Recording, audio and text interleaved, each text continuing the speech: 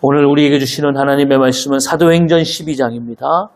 사도행전 12장 1절부터 12절까지.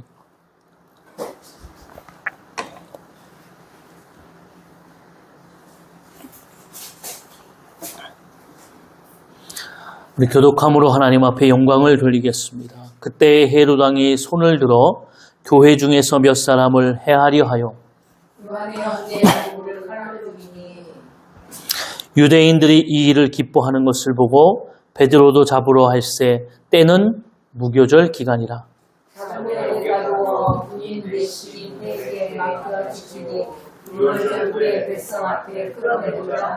이에 베드로는 옥에 갇혔고 교회는 그를 위하여 간절히 하나님께 기도하더라.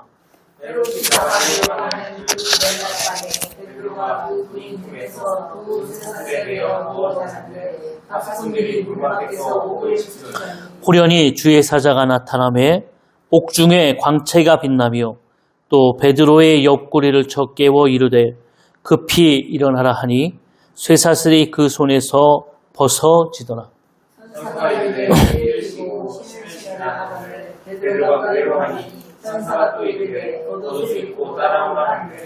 베드로가 나와서 따라갈새 천사가 하는 것이 생시인 줄 알지 못하고 환상을 보는가 하니라. 이에 첫째와 둘째 박수를 치나 시대를 동안 소리를 이르니 문이 저절로 열리니라. 나와서 한물을 대신하에 천사가 오더하더라. 이에 베드로가 정신이 들어 이르되 내가 이제야 참으로 주께서 그의 천사를 보내어 나를 헤롯의 손과 유대 백성의 모든 기대에서 벗어나게 하신 줄 알겠노라 하여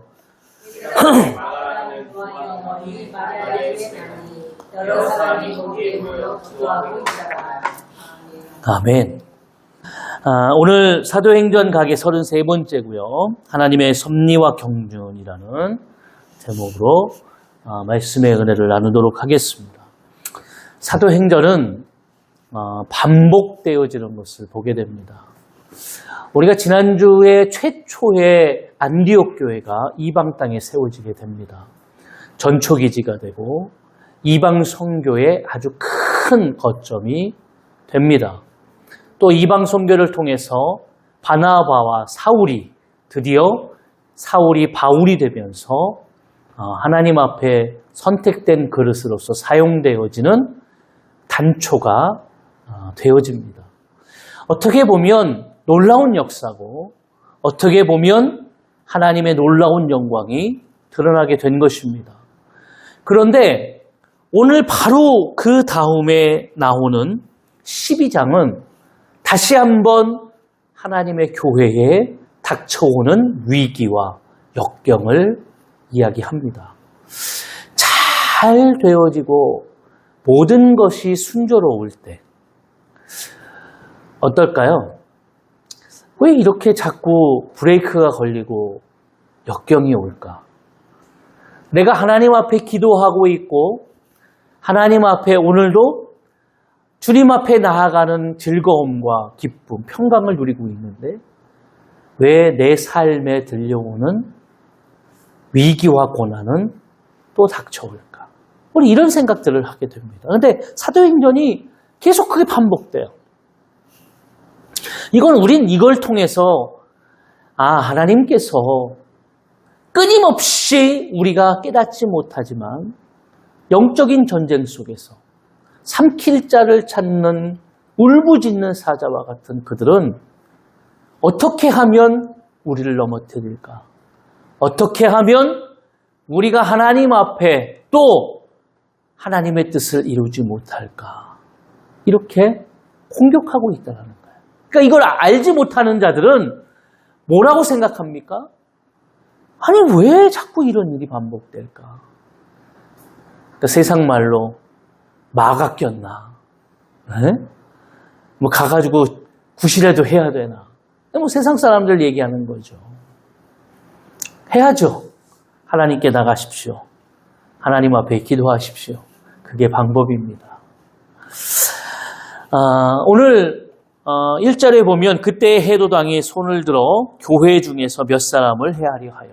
이제 이 문제는 와해시키려고 하는 문제죠. 사도행전 8장에 보면 예루살렘 교회에 어려움이 생겼어요. 그리고 그 전에 바로 최초의 순교자, 평신도인 스데반이 죽음을 맞습니다. 그 후에 그 순교의 역사는 고난인 것 같고 여러 가지 어려움인 것 같으나 흩어진 자들을 통한 증인의 역사가 임했어요.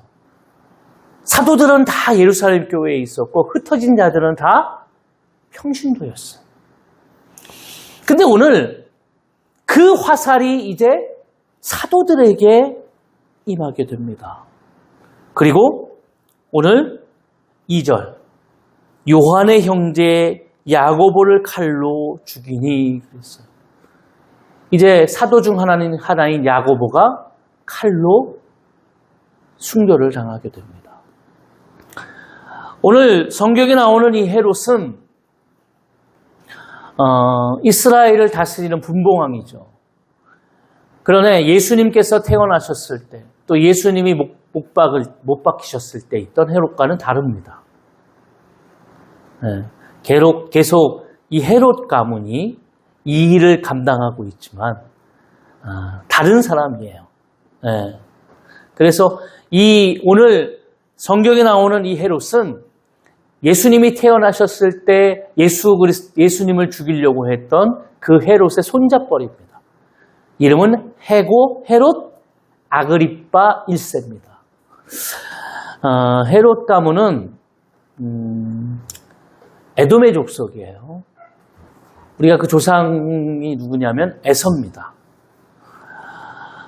야곱과 에서의 대치.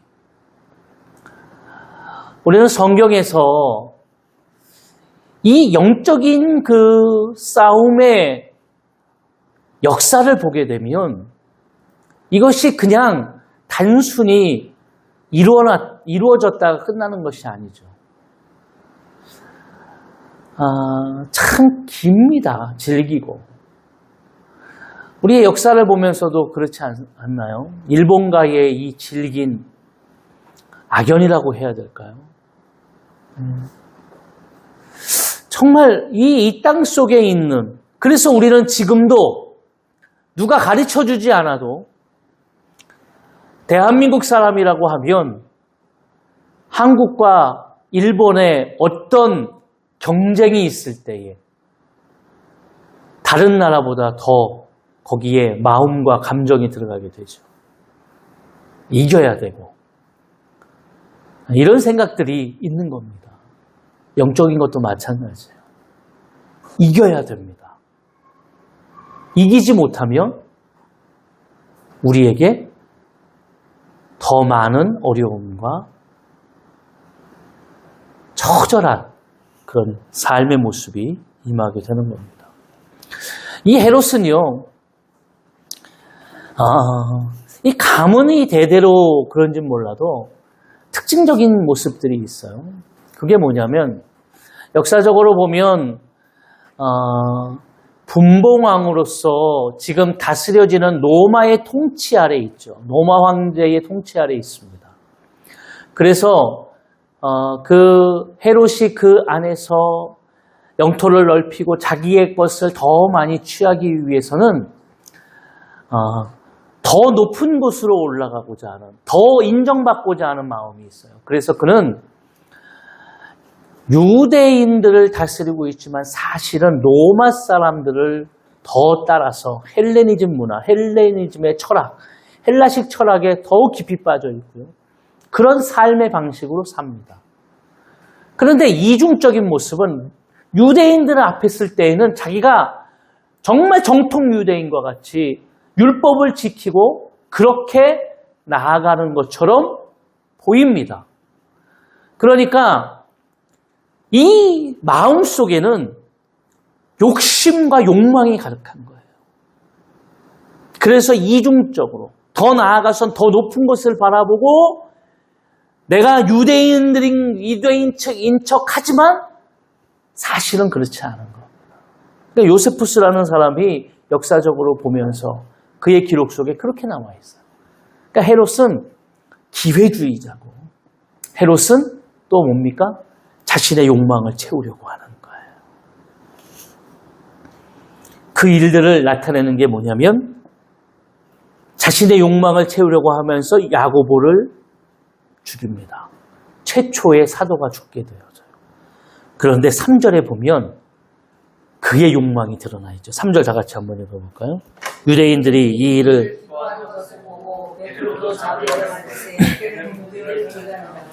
유대인들이 뭐해요? 기뻐해요. 그러니까 야고보를 딱 죽였더니 유대인들이 기뻐해요. 기뻐하니까 헤롯이 뭐라고 생각하는 거예요? 야, 이 어떤 대중적인 어떤 지지에 힘입어서 내가 더 큰 좀 일들을 해야 되겠구나. 그래서 수제자라고 하는 리더격에 있는 베드로를 내가 죽이면 되겠다. 이 생각을 하는 거예요. 그러니까 베드로를 잡아들입니다. 그러니까 여러분, 정치인이라고 하는 사람, 자신의 욕심과 욕망을 채우려고 하는 사람들, 성공을 위해서 수단과 방법을 가리지 않는 사람들은 그래서 무서운 거예요. 어떤 자신의 어떤 도덕이나 어떤 기준보다 무엇을 더 먼저 앞세웁니까? 인기. 사람들의 어떤 의식적인 그 사람들이 그러니까 다수가 지지하는 게 뭐냐 이런 생각들을 하는 거예요. 지금 일본의 총리가 새로 뽑힙니다. 네, 새로운 총리가 지금 일본 사람들이 깜짝 놀랐다고 그래요. 원래 아베 쪽 사람이 될 거라고 생각을 했어요. 젊은 사람인데 뭐 계속 뉴스가 나와서 저도 그 사람이 될 것 같나 보다. 근데 이 사람은 굉장히 아베와 같은 사람이에요. 쉽게 얘기하면 제2의 아베 같은 사람인데 근데 그 사람이 안 됐어요. 요번에 된 사람은 자민당 사람인데 야당의 마음을 가진 사람이에요. 그리고 이 사람은 일본에서 얼마 안 되는 기독교인이라고 그래요. 그런데 이 사람이 신념이 있어요.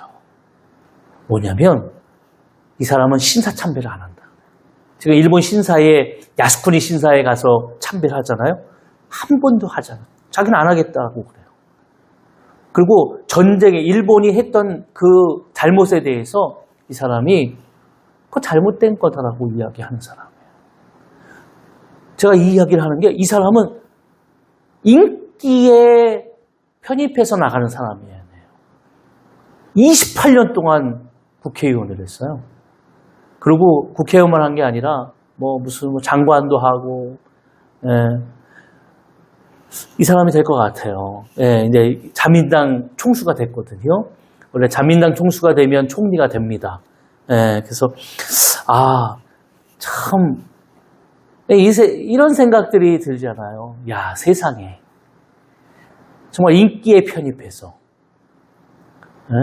어떤 자기의 어떤 기시다라고 하는 사람은 여러 가지 정책을 썼지만 끝내 다 수정했다는 거예요.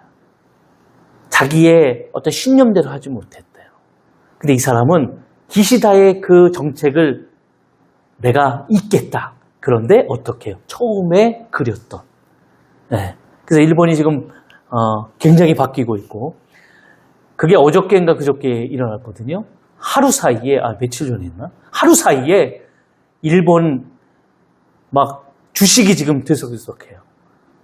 지금 일본이 아주 지금 관심을 가지시고 기도해 주십시오.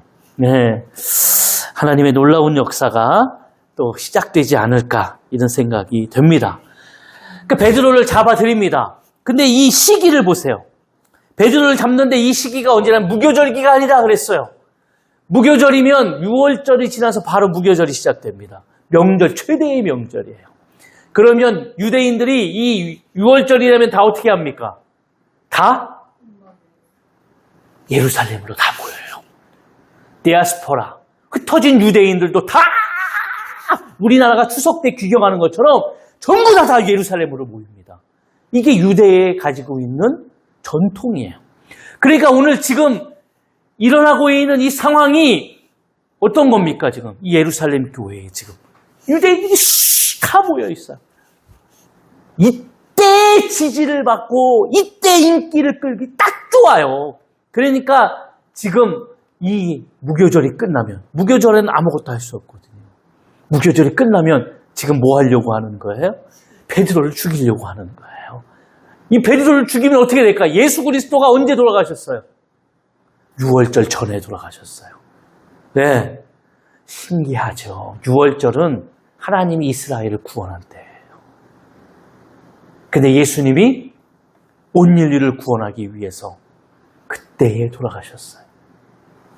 근데 이 기간에, 이 명절 때 똑같이 헤롯이라고 하는, 그러니까 이 영적인 것은 여러분 분명히 우리가 깨달아야 돼요. 계속 똑같이 이루어지는 일이에요. 자, 그런데 어떻게 합니까? 4절. 자범에 옥에 가두어 군인 내식인 내패에 맡겨 지키고 6월절 후에 백성 앞에 끌어내고자 하더라.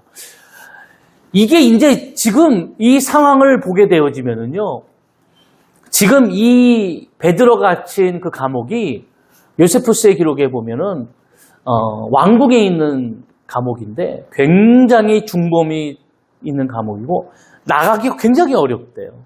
낙몽불락의 감옥이에요. 근데 그 감옥에 어떻게 지금 하고 있어요?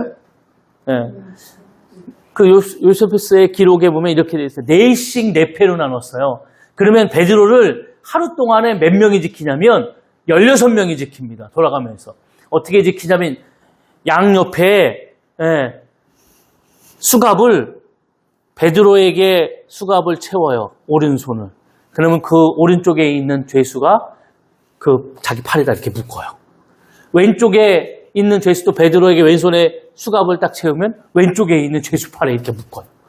그리고 앞에 한 명, 뒤에 한 명 이렇게 딱 붙어서 보초를 써요. 나갈 수 있겠어요? 이게 어떻게 생각해보세요. 불가능하잖아요. 베드로가 왜 이렇게까지 갈까요? 왜 이렇게까지 가냐면요. 전례가 있어요. 우리가 이 앞에 사도행전 4장, 5장에 보면 4장에서 이 유대 지도자들이 베드로를 잡습니까? 근데 베드로를 잡았는데 베드로가 이전에 같으면 뭐 좀 쭈그러지고 좀 이래야 되는데 막 당대하게 막 예수 그리스도를 증거하면서 너희가 십자가에 못 박았다고 그러고 그 사내들이 봉회 앞에서 말이죠. 그런데 놀라운 역사는 뭡니까? 아니 성전 앞에서 안질뱅이로서 살아갔던 그 사람이 일어나 걷는 걸 많은 사람들이 봤어요. 그 수많은 사람들이 성전 미문에 앉아있는 그 안질뱅이의 역사를 보면서 그들이 이렇게 얘기해요. 4장 21절. 관리들이 백성들 때문에 그들을 어떻게 처벌할지 방법을 찾지 못하고 다시 위협하여 놓아주었으니 이는 모든 사람들이 그 된 일을 보고 하나님께 영광을 돌립니다. 베드로가 풀려나게 돼요. 왜? 뭐 때문에요? 백성들 눈치를 보는 거야. 야, 여기서 베드로 잘못하면 돌이 우리에게 날라오겠다. 이런 생각이 드는 거예요. 또 5장에 보면 또 잡아가요. 아나니아 삽비라 이후에 또 잡아갑니다. 요번에는 잡아가서 죽이려고 그래요. 옥에 가두었어요. 근데 주의 사자가 5장 19절 주의 사자가 밤에 옥문을 열고 끌어내어 이르되 가서 성전에 서서 이 생명의 말씀을 다 백성에게 말하라 하매 그들이 듣고 새벽에 성전에 들어가서 가르치더니 대제사장과 그와 함께 있는 사람들이 와서 공회와 이스라엘 족속의 원로들을 다 모으고 사람들을 옥에 보내어 사도들을 잡아오라 하니 부하들이 가서 옥에 사도들을 보내지 못하고 보지 못하고 돌아와요. 어떻게 됐어요, 사도들이? 감옥에 없어요. 그리고 사도들이 어디가 있습니까?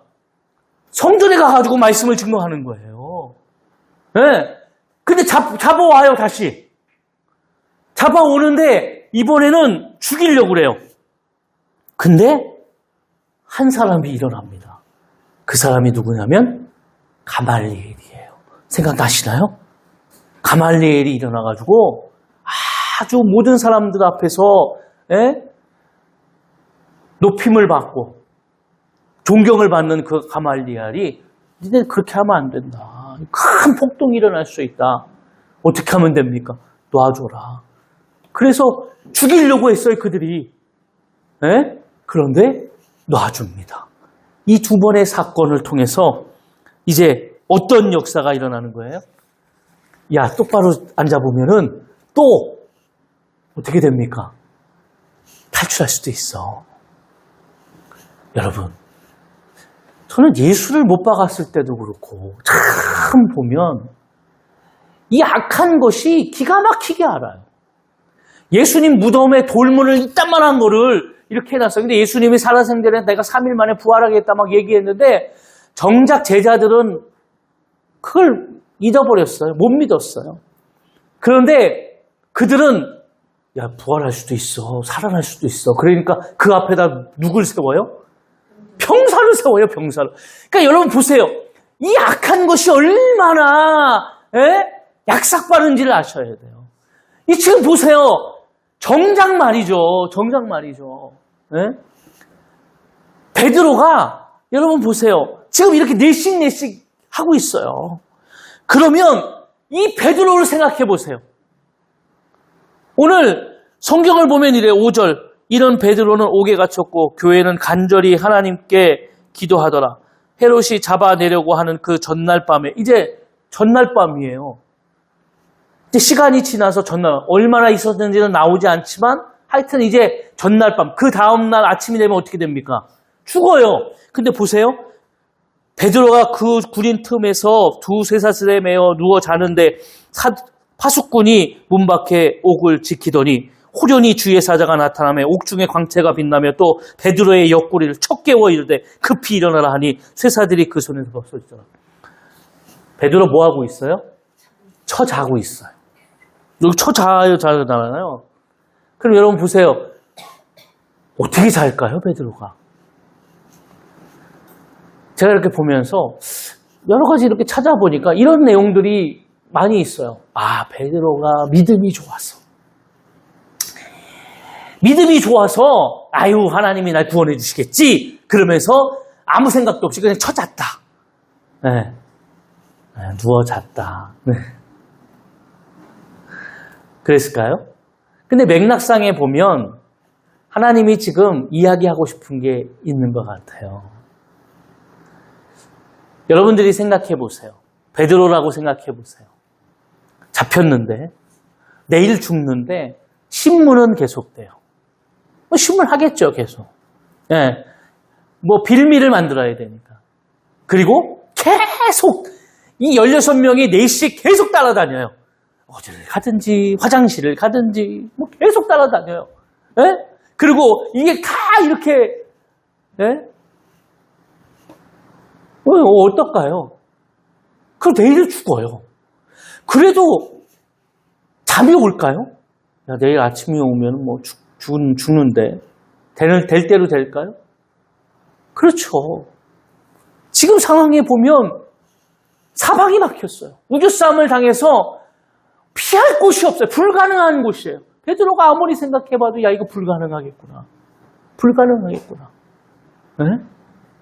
지난번에는 옥문이 열렸지만 아니 이렇게 가까이 사람들이 다 있고 자기네 막 팔이다 이렇게 다 해놨는데 이게 되나. 뭐 할까요? 모든 걸 그냥 다 포기한 거예요. 아유, 뭐 모르겠다. 그러니까 잠이 오는 거겠죠.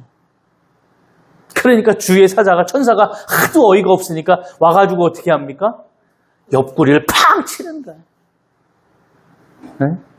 사랑하는 자에게 잠을 주신 게 아니고 우리가 인생을 살아가다 보니까 정말 이렇게 말도 안 되는 일이 우리에게 일어나게 되고 말도 안 되는 일이 일어나게 되면 기도도 안 나옵니다. 기도도 안 나와요. 기도도 안 나오는 그때가 되면 사람이 어떻게 변합니까? 모든 것을 다 끊고 모든 것을 포기할 수는 없으니 믿는 자들이 아무것도 할 수 없으니까 그냥 멍하니 앉아있는 거예요. 그때 호련히 누가 나타나셨어요? 호련히 천사가, 주의 사자가 나타나는 거예요. 그러니까 여러분 보세요. 내가 모든 것을 다 할 수 없다라고 하는 그 순간에 하나님의 역사는 이루어지는 겁니다. 베드로는 모든 것을 포기하고 잠이 들었지만 그때 하나님의 역사가 이루어지는 거예요. 홍해 앞에서, 앞에는 홍해가 있고 뒤에는 애굽의 병거들이 올 때에 앞뒤로 갈 수도 없고 뒤로 갈 수도 없고 옆에 양옆에로 도망갈 수도 없는 사방에 우겨싸움이 있을 때, 모든 것이 끝났다고 했을 때 모세가 백성에게 이르되 너희는 두려워하지 말라고 가만히 서서 여호와께서 오늘 너희를 위하여 행하시는 구원을 보라. 너희가 오늘 본 애굽 사람을 영원히 다시 보지 아니하리라. 여호와께서 너희를 위하여 싸우시리니 너희는 가만히 있을지니라. 할렐루야. 여러분, 어떻게 보면 이것은 불가능하기 때문에 아무것도 할 수 없을 때, 그때 우리는 주님을 바라보게 되고, 가만히 모든 것을 할 수 없는 그때에 하나님은 구원의 역사를 시작하시는 겁니다. 끝이 아니에요. 그걸 이야기하고 싶은 거예요. 그리고 어떻습니까? 자, 베드로를 쭉 하면서 천사가 이르되 띠를 띠고 신을 신으라 하거늘 베드로가 그대로 하니 천사가 또 이르되 겉옷을 입고 따라오라 한데 베드로가 나와서 따라갈새 천사가 하는 것이 생시인 줄 알지 못하고 환상을 보는가 하더라. 잠이 들겠어요. 그러니까 이 지금 얼마나 깊이 잠들었으면 이게 지금 생시인지 환상인지 모르고 지금 따라가는 거예요. 따라가다가 이에 첫째와 둘째 파수를 지나 시내를 통한 쇠문에 이르니 문이 저절로 열리는지라. 나와서 한 거리를 지나며 천사가 곧 떠나니라.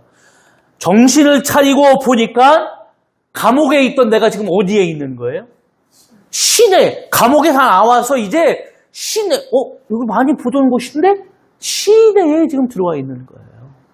그때서야 정신을 차리게 됩니다.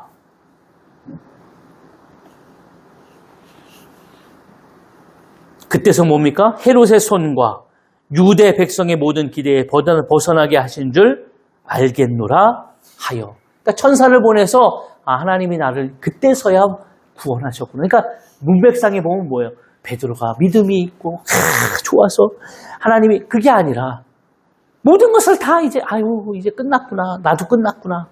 야고보도 얼마 전에 죽었는데 나도 이제 끝났구나. 모든 것을 다 내려놨을 때 그때 이제 주의 천사가 나를 여기까지 인도했구나라는 걸 깨닫게 되는 거예요.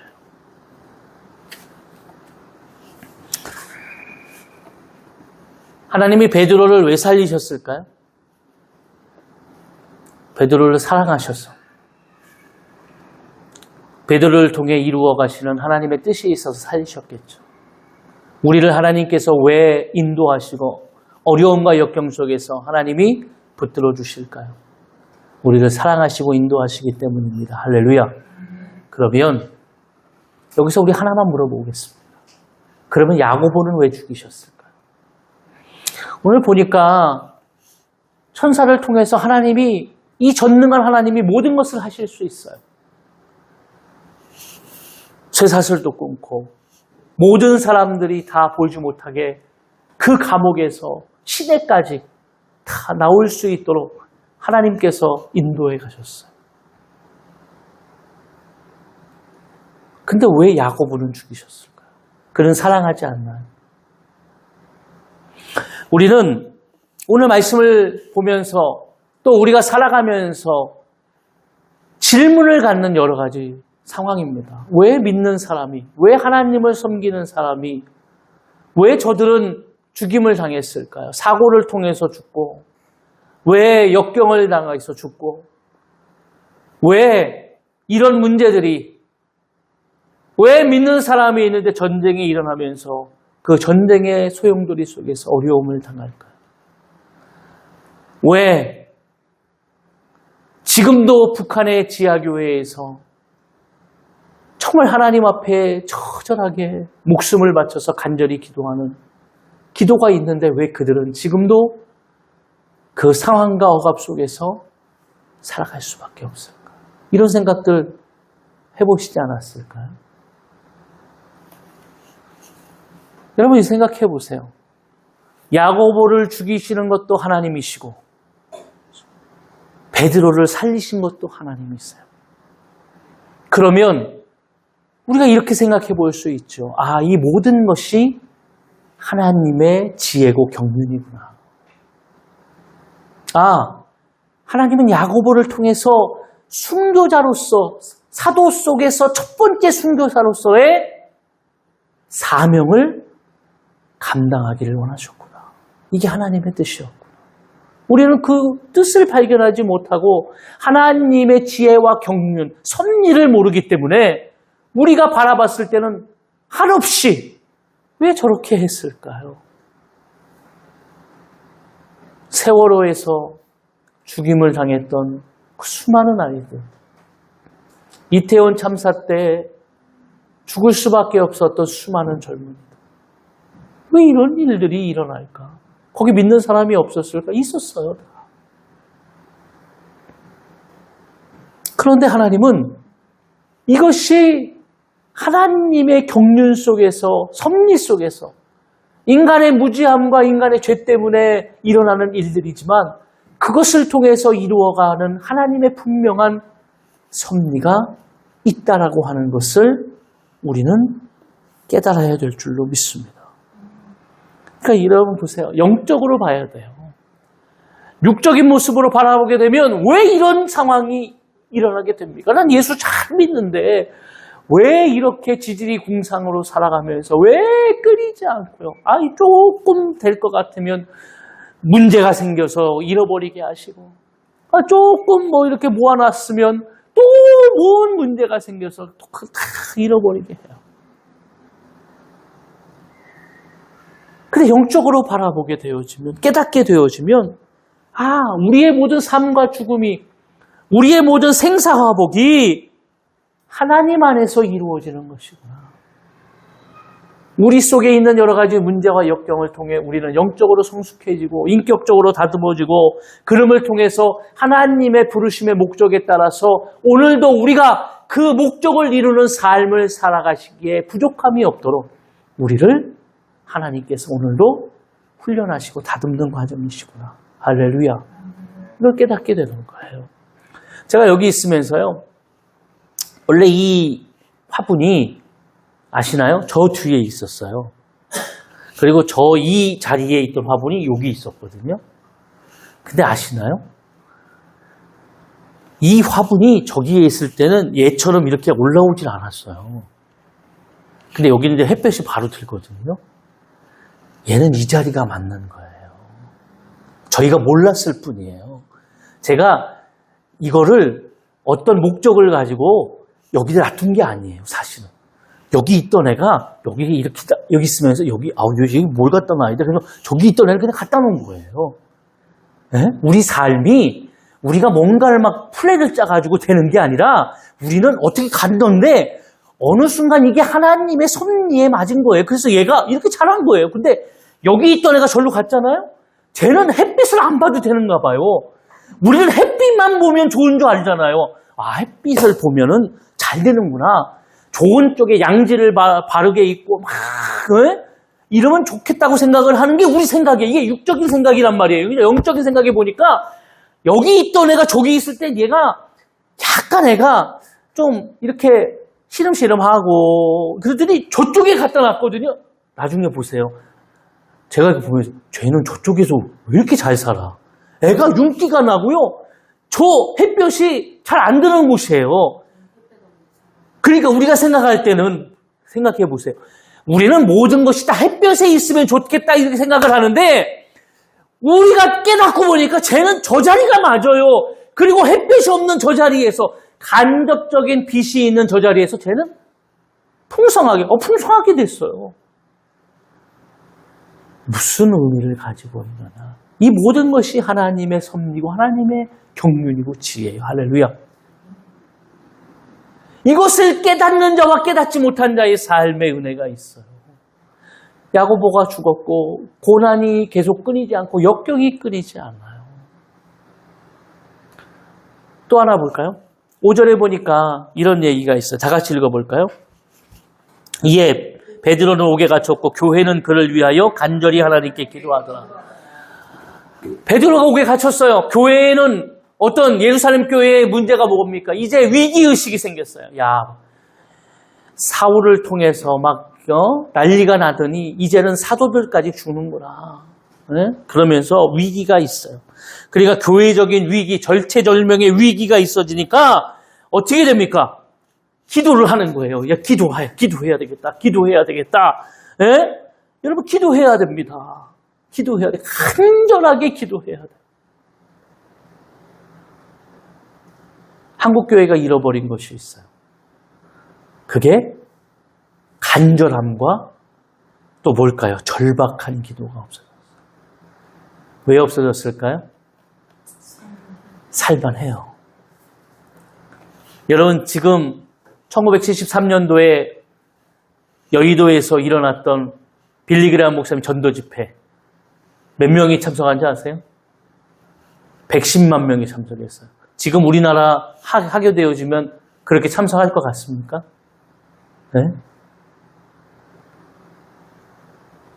그때는 왜 그랬을까요? 네, 살기가 힘드니까. 막 처절하게 절박하고 간절하니까 기도하는 거예요, 가서요. 기도하는 거예요. 거기서 결실이 맺고 거기서 막 한국교회가 뒤집어졌어요. 일제 강점기 36년 동안 이 땅에 전쟁이 있었을 때, 폐허가 됐을 때 이 땅의 기독교인들이 어떻게 했을까요? 여러분, 기독교인들이 먼저 이 절체절명의 위기 속에서 기도했고 앞장섰고 이 나라를 이끌어갔어요. 할렐루야! 이 놀라운 역사가 한국교회에 없어졌어요. 저부터 간절함이 없어요. 기도하는데 뭔가 정말 부응해야 되는데 제가 생각해봤어요. 제가 얘기하면서 나는 정말 간절한가? 그렇지 않은가? 회개가 되더라고요. 그래서 아까 제가 그 얘기한 거예요. 저 앞에 지나가는 사람들이 보는데 하나님의 지혜와 경륜이 필요합니다. 세상적인 방법, 세상적인 어떤 뜻이 아니라 하나님께 기도했어요. 근데 아이러니한 건 뭔지 아세요? 12절부터 한번 볼까요? 깨닫고 마가라 하는 요한의 어머니 마리아의 집에 가니 여러 사람이 거기에 모여 기도하고 있더라. 이런 사실을 깨닫고서 베드로는 마가라고 하는 요한의 어머니 마리아의 집으로 갔다. 거기에는 많은 사람들이 모여서 13절 베드로가 대문을 두드리는데 노대라 하는 여자아이가 영접하러 나왔다가 베드로의 음성인 줄 알고 기뻐하여 문을 미처 열지 못하고 달려들어가 말하되 베드로가 대문 밖에 섰더라 하니 15절 다 같이 읽어볼까요? 그들이 말하되 네가 미쳤다. 여자아이는 썩어가되 정말이라니 그들이 말하되 너는 천사라. 이게 우리의 현실이에요. 교회가 절체절명 위기 속에서 뭐 했다고요? 기도했어요. 기도했는데 베드로가 왔어요. 지금 뭐라고 기도했을까요? 베드로 살려달라고 기도하지 않았을까요? 우리가 하나님 앞에 기도해요. 뭐라고 기도할까요? 정말 간절하게 절박하게 기도하지 않을까요? 그런데 베드로가 왔는데 이 여자아이는 베드로가 나 베드로야 이렇게 얘기했을 때 그 음성만 듣고도 어머나 베드로가 왔다고 이 여자아이 노대라고 하는 여자아이는 믿었어요. 베드로가 왔어요. 막 문도 못 열고 막 그냥 신이 나가지고 기도했더니 됐다고. 그런데 사람들이 그 안에서 기도하다가 뭐라고 그래요? 미쳤니 너? 아니 여러분 보세요. 이런 정말 어떻게 보면 엉터리 같은 이런 기도에도 하나님이 응답하시는 거예요. 제가 왜 이 이야기를 하는지 아세요? 하나님의 섭리와 하나님의 경륜과 지혜는 우리가 어떤 것을 하고 뭘 한다고 해서 오늘 우리는 참 엉터리 같을 수 있어요. 믿음의 조상 아브라함이 원래 믿음의 조상 아브라함이 될 수 없었는데 하나님이 어떻게 껴맞춰서 그래도 믿음의 조상이 되니까 이렇게 만들어 가시는 것처럼 우리는 그 하나님의 섭리 아래 오늘도 살아가는 겁니다. 할렐루야. 영적으로 뭔가 착각하면 안 돼요. 내가 기도하면 내가 기도했기 때문에 됩니까? 아니요. 그럼 기도 안 해야죠? 아니요. 기도해야죠. 근데 중요한 건 이것이 하나님의 섭리고 하나님의 역사지 내가 했기 때문이 아니에요. 간절하고 절박한 기도는 베드로처럼 모든 것이 할 수 없을 때 내가 모든 것을 놓고 베드로가 하나님 위에 보지 않았겠어요? 위만 뚫렸네. 하나님이 하실 수밖에 없겠다라고 하는 하나님은 오늘도 우리를 그렇게 인도해 가는 줄로 믿습니다. 오늘 우리는 그렇게 살아가요.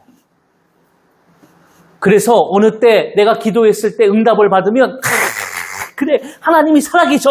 그러다가 어려움이 오면 그 하나님 돌아가셨나요? 아니 얼마 전까지 하나님 살아계시다고 할렐루야 그러다가 갑자기 울상이 돼가지고 뭐야 이게 뭐 하나님은 돌아가셨나요? 나에게 용돈을 주고 나에게 잘해주면 부모님이고 나를 때리고 잘못했다라고 지적하면 부모님이 아닌가요? 그러니까 여러분 제가 이걸 보면서 우리의 삶의 모습을 그대로 반영하고 있어요. 이 이야기를 그래서 우리는 하나님의 섭리와 경륜 속에 살아가고 있다는 것을 깨달으시기를 원합니다. 뭐 보니까 중보기도의 능력 제가 막 보니까 막 그렇게 하더라고. 중보기도의 능력이 있어요. 그게 아니라는 게 아니에요. 있어요. 근데 결과적으로 중보기도하면서 뭐라고 그래요? 미쳤나 보다. 야, 어떻게 해서 야, 뭐예요? 뭐라고 그래요? 15절에 천사인가 하더라. 그래서 야, 천사인가 보다. 야, 천사. 예? 있을 수 없는 일이라는 거야. 그들이 봤을 때에도 야, 베드로는 절대 못 풀려나. 라고 하는 생각이 있는 거예요. 불가능한 것을 가능케 하실 줄로 믿습니다. 주님은 오늘도 일하시고 역사하시고 오늘도 그렇기 때문에 여러분 영적으로 깨이셔야 돼요. 육신적으로 바라볼 때에는 뭡니까? 오늘도 세상을 보면서 야 끝났나 보다. 다른 사람들이 다 끝났다고 하니까 다른 사람들이 야 이거 이제 끝났어. 불가능해. 네 인생 쫑이야 라고 하니까 끝났나 보다. 그러나 영적으로 주님을 바라보게 되면 오늘 하나님은 아니야. 내가 너와 함께 하고 있고 오늘도 나는 너를 일으켜 세워서 하나님의 역사를 이루어 가시는 분인 줄로 믿습니다. 하나님의 섭리를 깨달으면 좋겠죠. 다. 그러나 깨닫지 못할지라도 오늘 주님 안에 거하심을 통해서 하나님의 역사하심과 일하심을 분명히 깨닫고 나아가시기를 주의 이름으로 축원합니다. 한 주간 또 주님 안에서 주님과 동행하시고 하나님이 주시는 것으로 만족하시고 감사하시고 또 그름을 통해서 우리의 삶이 하나님의 영광을 드러내시기를 주의 이름으로 축원을 드리겠습니다.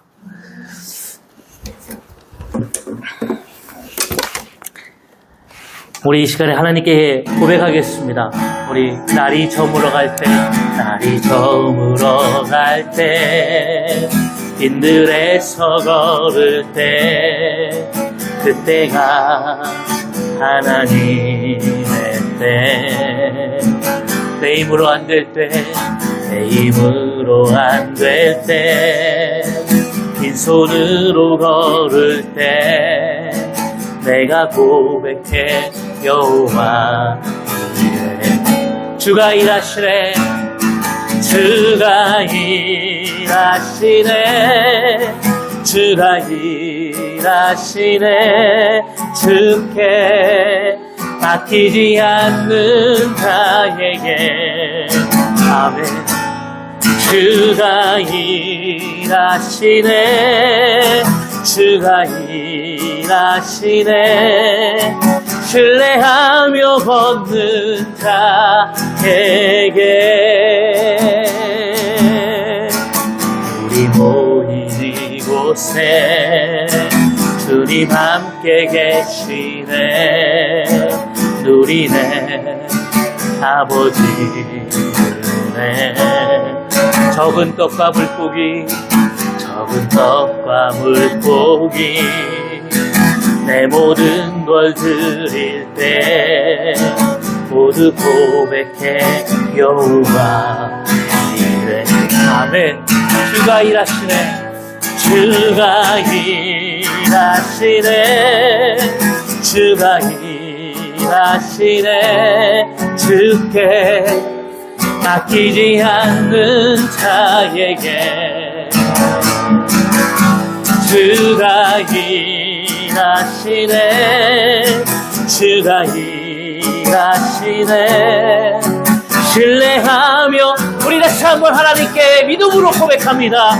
주가 일하시네 주가 일하시네 아멘 주가 일하시네 주께 아끼지 않는 자에게 주가 일하시네 주가 일하시네 신뢰하며 걷는 자에게 아멘. 오늘도 하나님의 역사와 은혜가 임할 줄로 믿습니다. 오늘도 가만히 서서 주님을 바라볼 때 역사하시는 하나님, 난공불락의 사방의 우겨싸움을 당하는 그런 삶 속에서도 구원하시는 하나님, 그 하나님의 놀라운 역사가 우리 가운데 임할 줄로 믿습니다. 우리 이 시간에 다 같이 결단하시고 간절하고 절박한 나의 삶을 오늘도 영적으로 깨어 주님 앞에 간구할 수 있는 은혜가 임하기를 위해서 우리 하나님 앞에 간절한 마음으로 기도하겠습니다. 걸어가신 하나님 아버지 감사합니다. 하나님의 놀라운 역사가 임하게 도와주시고 하나님의 놀라운 아버지 하나님 인도하심과 하나님의 거룩하신 역사들이 드러날 수 있도록 하나님께서 인도해 가실 줄로 믿습니다. 오 하나님 아버지, 오늘도 말씀을 통해서 주님 앞에 간구합니다. 우리의 아버지 하나님 인생 속에 또 우리가 살아가는 일상과 삶 속에 이루어지는 아버지 하나님, 하나님의 섭리, 이것은 영적인 은혜가 있지 않으면 깨달을 수 없습니다. 그래서 세상의 가치를 가지고는 세상 사람들의 이야기처럼 아버지 하나님 모든 것이 나에게 주어졌을 때 나는 성공했다라고 생각하고 그것이 복이다라고 생각합니다. 그래서 사람들은 가질 것을 위해서 아버지 하나님 오늘 헤롯과 같이 오늘 하나님이여 그렇게 이중적인 삶을 살아가면서 하나님이여 정말 잘못된 방법과 아버지 하나님 그런 모습의 아버지 행동을 합니다. 그러나 아버지 하나님 우리의 인생 속에 하나님 여러 가지 어려움과 역경이 오지만 우리는 오늘도 하나님의 섭리, 영적인 하나님의 은혜와 역사를 붙들을 통해서 오늘도 우리에게 주어지는 영적 전쟁 속에서 승리하며 우리 삶에 주어지는 여러 가지 어려움과 역경이 도리어 우리가 인격적으로 하나님 안에서 다듬어지며 성숙되어지는 그래서 하나님의 뜻에 아버지 사용되어지고 하나님의 영광을 드러내는 삶의 역사가 임할 줄로 믿습니다. 오 하나님 감사합니다. 하나님 감사합니다. 주님의 일하심과 역사하심을 날마다 경험하게 하시고 한 주를 살아가면서 하루를 살아가면서 한 시간을 살아가면서 1분 1초에 역사하시는 그 하나님의 뜻을 깨달으며 주님과 동행하며 살아가는 귀한 역사들이 임하게 하여 주옵소서. 이제 하나님이여 다시 하나님 앞에 세워지게 하시고 기도하게 하시고 우리가 잃어버렸던 다시 하나님 앞에 믿음과 신뢰의 삶의 은혜가 다시 회복되어지는 귀한 역사가 임하게 하여 주옵소서. 오 아버지 하나님 감사합니다. 주님 역사하여 주옵소서. 하나님 감사합니다. 주님 인도하실 줄로 믿습니다. 거룩하신 하나님 감사합니다. 오늘도 주님 앞에 모든 것을 내어 맡기며 세워지게 하시고 오늘도 영적인 깨달음이 우리의 삶을 통해서 하나님의 뜻을 이루어가는 지혜가 되게 하여 주옵소서. 주님 앞에 예배했습니다. 하나님의 임재와 하나님의 말씀을 통해서 오늘도 깨닫게 도와주셔서 우리의 인생과 삶이 하나님께 붙들린 삶이 되게 하여 주옵소서. 오늘도 주님 앞에 예물을 드렸습니다. 이 예물 흠양하여 주시고 드려지는 모든 손길 위에 하늘의 신령과 땅에 기름진 것으로 30배, 60배, 100배의 열매가 맺어지게 하여 주옵소서. 이제는 우리 주 예수 그리스도의 은혜와 하나님 아버지의 사랑하심과 성령님의 내주교통 충만하신 은혜가 오늘 하나님 앞에 나와 예배하는, 결단하는, 삶을 통해 이루어가는 하나님의 영광과 섭리를 통해 나아가는 모든 성도들과 또 생업과 사업, 가정과 모든 가족들과 또 자녀들 머리머리 위에 이제로부터 영원까지 함께 있을지어다.